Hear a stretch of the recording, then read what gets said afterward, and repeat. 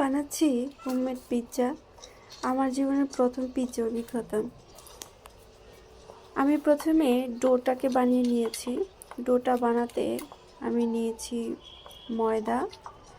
ময়দার সাথে 1 চামচের মতো 250 গ্রাম ময়দা, এর মধ্যে 1 চামচেরও কম নিয়েছি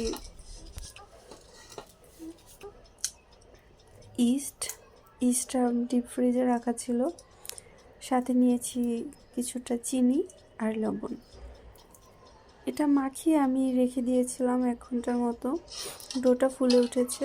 ডোটা ফুলে ওঠার পরে আমি এটাকে বেলেও নিইনি, হাতেই স্ট্রেচ করে নিয়েছি। স্ট্রেচ করে নিয়ে পিৎজার যেই মোল্ড আছে সেই মোল্ডে রেখে একটা রুটির শেপ দিয়েছি। রুটির শেপ দেওয়ার পরে ওই পিৎজার উপর আমি কিছুটা সয়াবিন রান্না করা ছিল সেটা ছড়িয়ে দিয়েছি, সাথে দিয়েছি টমেটো সস আর চিজ, মোজারেলা চিজ গ্রেট করে দিয়ে দিচ্ছি, সাথে দিয়েছি মিক্স হার্ব আর অরিগানো, আর কিছুটা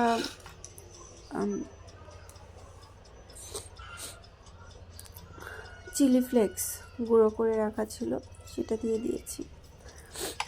ব্যাস রেডি।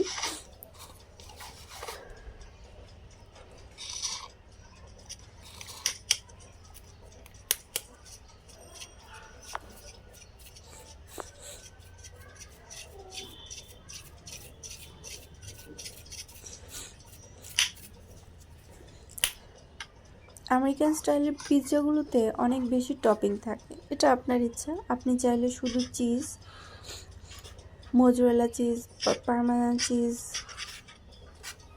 আর সাথে কিছু অরিগানো, চিলি ফ্লেক্স দিয়ে আপনার পিৎজা রেডি। আমি পিৎজাটা 10 মিনিট প্রিহিট ওভেনে 180 ডিগ্রিতে 25 মিনিট বেক করেছি।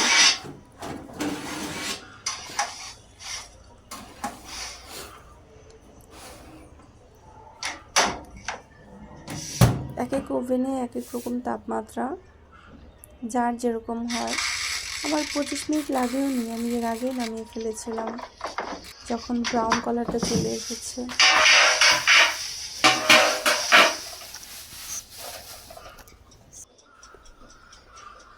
দেখতেই পাচ্ছেন ভিতর থেকে এটা ফুলে উঠছে।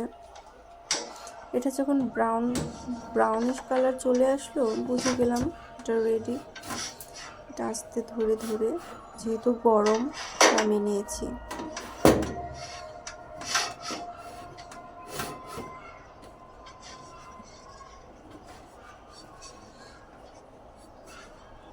সত্যি বলতে আমার জীবনে আমি পিৎজা বানাইনি, আমি নিজে নিজে এটা ট্রাই করেছি।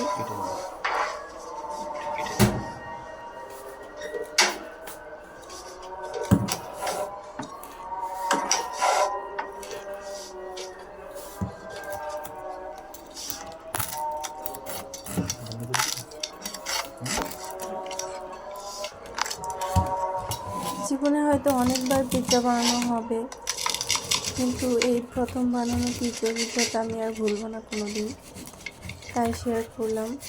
আপনারা চাইলে টপিং চেঞ্জ করে কিছুটা টপিংয়ের 19-20 করে আপনারা নিজেও এটা ঘরে তৈরি করতে পারেন। ইভেন এটা চুলাতেও বানানো সম্ভব।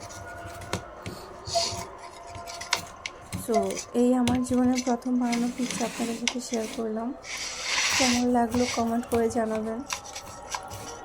দেখতে কেমন লাগছে, আমার প্রসেস ঠিক আছে কি না, যাই কিছু হোক কমেন্ট করে জানিয়ে ভালো থাকবেন। ভিডিও